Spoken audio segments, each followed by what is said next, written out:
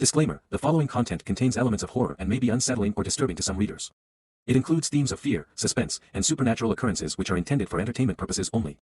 Reader discretion is advised, especially for those who may be sensitive to graphic descriptions or psychological tension. If you find such content distressing, it is recommended to proceed with caution or avoid reading further. अनजानी हवेली राधिका और उसके दोस्तों ने सोचा कि इस बार की छुट्टियों में कुछ रोमांचक किया जाए। गांव से कुछ दूर एक पुरानी उजाड़ हवेली थी जिसके बारे में कई भयानक कहानियां मशहूर थीं। कहा जाता था कि उस हवेली में जो भी गया वो वापस नहीं लौटा। एक शाम साहस जुटाकर राधिका, अमित, सूरज और निशा ने हवेली में जाने का फैसला किया। गांव के बुजुर्गों ने उन्हें कई बार चेतावनी दी, लेकिन युवाओं को रोमांच की तलाश थी। वे लोग एक लालटेन लेकर हवेली की ओर बढ़े। हवेली जर्जर और सुनसान थी। उसकी दीवारों पर काई लगी हुई थी और खिड़कियों के शीशे टूटे हुए थे। हवेली के दरवाजे से एक अजीब सी गंध आ रही थी। हवेली के अंदर घुसते ही हवा अचानक से ठंडी हो गई। उनके कदमों की आवाज गूंज रही थी और हर कोने में जैसे कोई छिपकर उन्हें देख रहा था। वे धीरे धीरे हवेली के अंदर बढ़ते गए। अचानक से एक तेज आवाज हुई, जैसे कोई भारी दरवाजा बंद हो गया हो। सभी सहम गए, लेकिन किसी ने कुछ नहीं कहा।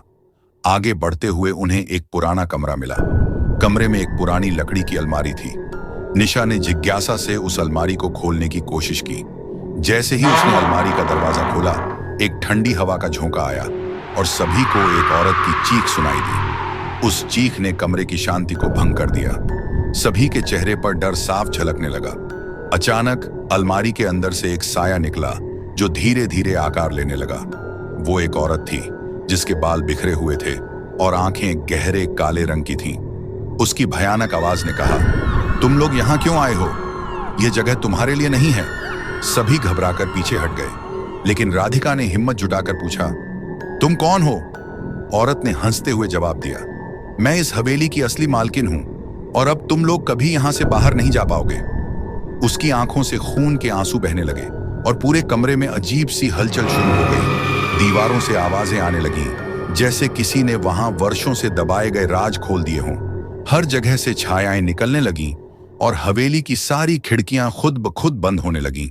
अब चारों दोस्त बुरी तरह फंस चुके थे। दरवाजे पर खून के धब्बे दिखाई देने लगे। सूरज ने भागने की कोशिश की, लेकिन उसके पैर किसी अदृश्य शक्ति ने पकड़ लिए। चीखें और बढ़ती गईं और हवेली की हर दीवार से दर्दनाक आवाजें गूंजने लगीं। वो औरत धीरे धीरे उन चारों के पास आने लगी। उसका चेहरा अब पूरी तरह विकृत हो चुका था। एक एक कर उनके पास जाते हुए उसने कहा, तुमने मेरी शांति भंग की है। अब तुम सब मेरे साथ हमेशा के लिए यहीं रहोगे। अंत में हवेली के बाहर सिर्फ सन्नाटा था। गांव वालों ने फिर कभी उन चारों को नहीं देखा।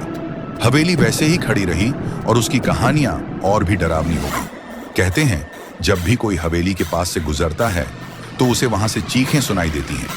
शायद वो चारों अब भी वहां कैद हैं, उस पुरानी और शापित हवेली में।